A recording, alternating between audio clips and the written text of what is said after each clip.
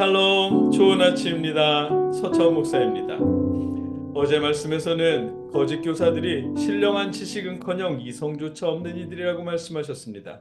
진리를 알기는커녕 알지 못하는 것을 비방하는 자들이고 구원받기는커녕 멸망을 당할 자들이라고 말씀하셨습니다.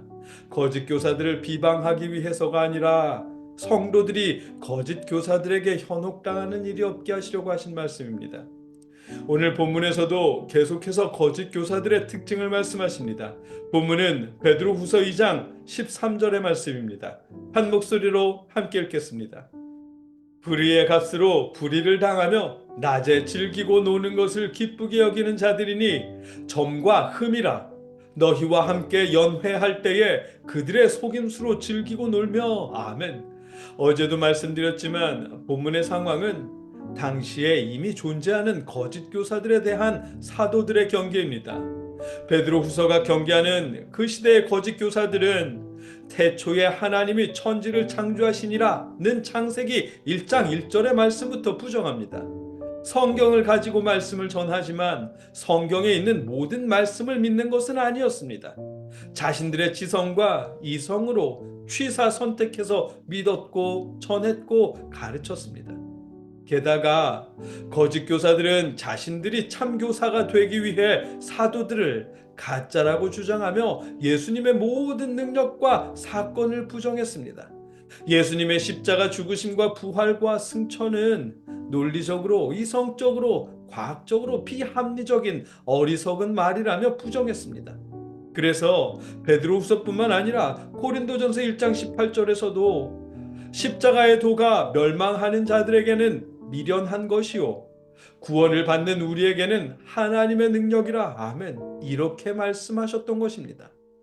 십자가를 통한 구원은 논리적으로나 이성적으로나 지성적으로나 과학적으로 보면 말도 안 되는 미련한 이야기라는 것입니다. 사도들을 비방하는 거짓 교사의 논리가 오히려 더 합리적이고 이성적이고 지성적으로 보입니다. 가르침만 놓고 보면 누가 정말 거짓인지 참인지 구분하기가 쉽지 않습니다. 그러나 속내를 들여다보면 누가 참이고 누가 거짓인지 알 수 있습니다. 왜냐하면 참은 항상 하나님과 그리스도의 사랑을 자랑하고 전하지만 거짓은 늘 자신의 목적을 우선하기 때문입니다. 본문 13절입니다. 불의의 값으로 불의를 당하며 낮에 즐기고 노는 것을 기쁘게 여기는 자들이니 점과 흠이라 너희와 함께 연회할 때에 그들의 속임수로 즐기고 놀며 아멘. 거짓 교사들은 하나님께 드리지 못하는 재물처럼 점과 흠이 가득한 사람들입니다. 외양으로는 비슷해도 그들의 속내는 교회를 거룩하게 하지 못하는 점과 흠이 가득한 그런 사람들입니다. 예수님께서 그러셨던 것처럼 그들도 추종자들과 식탁을 나누지만 자신들의 쾌락과 즐거움을 위한 식탁입니다. 예수님도 제자들과 식탁을 나누셨고 사도들도 성도들과 식탁을 나눴습니다. 식탁 공동체라는 표현이 그래서 있습니다.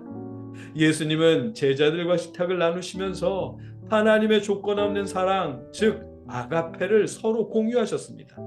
식사를 나누시는 동안 하나님의 사랑과 이웃 사랑과 정결한 삶과 하나님의 나라를 가르치셨습니다. 예수님과 제자들의 식탁은 예수님과 제자들의 영광을 위한 식탁이 아니라 하나님의 조건 없는 사랑을 나누는 식탁이었고 아가파이라는 단어로 수식할 수 있는 식사였습니다. 거짓 교사들도 추종자들과 식탁을 나눴습니다. 거짓 교사들이 추종자들과 식탁을 나누면서 그들은 자유를 빙자한 방탕과 쾌락을 가르쳤습니다. 교사들의 목적과 쾌락을 위해 추종자들을 유혹하는 속임수, 즉 아파테만 가득했습니다. 거짓 교사를 위해 유혹하려는 속임수가 가득한 그들의 식탁은 아파타이라는 단어로 수식할 수밖에 없습니다. 외양은 같아도 속내는 다르기에 그들을 거짓 교사라고 부를 수밖에 없는 것입니다. 예수님과 사도들은 조건 없는 사랑, 아가페를 공유하는 식탁 공동체였지만 거짓 교사들은 자신들의 쾌락과 방탕을 위한 속임수, 아파테를 공유하는 식탁 공동체였습니다. 본문은 마치 이 두 식탁을 비교하시려는 것처럼 예수님의 식탁을 표현하는 아가파이와 비슷한 발음이지만 전혀 다른 의미를 가진 아파타이라는 단어로 거짓 교사들의 식탁을 묘사합니다. 외양은 닮았지만 속내가 다른 것을 통해 거짓 교사들을 구분할 수 있도록 하시려는 것처럼 말입니다. 때로는 가르침만으로 참교사와 거짓 교사를 구분하기가 쉽지 않습니다. 우리는 완전하지도 않고 전문가도 아니기 때문입니다. 어떤 때는 거짓 교사가 더 합리적이고 위로가 되고 지적일 때가 있고, 어떤 때는 거짓 교사가 더 거룩한 듯 느껴질 때도 있기 때문입니다. 모두가 십자가를 내걸고 있는 외양이 닮았기에 지혜롭게 선택하려 해도 쉽지가 않습니다. 그러나 외양은 닮았어도 속내가 다르기에 속내를 보면 구분할 수 있을 것입니다. 참 선지자, 참 교사는 언제나 하나님과 그리스도를 높였습니다. 말뿐만 아니라 삶에서도 그러했고 식탁에서도 그러했습니다. 반면에 거짓 선지자, 거짓 교사는 항상 자신을 더 높였습니다. 말로는 하나님의 영광을 위해도 속내는 하나님의 이름을 등에 업고 자신이 높아지기를 추구했습니다. 식탁을 나눌 때조차 하나님의 사랑보다는 자신의 즐거움과 쾌락을 먼저 우선했고 목적으로 추구했습니다. 오늘 본문이 우리에게 알게 하시는 거짓 교사들의 모습입니다.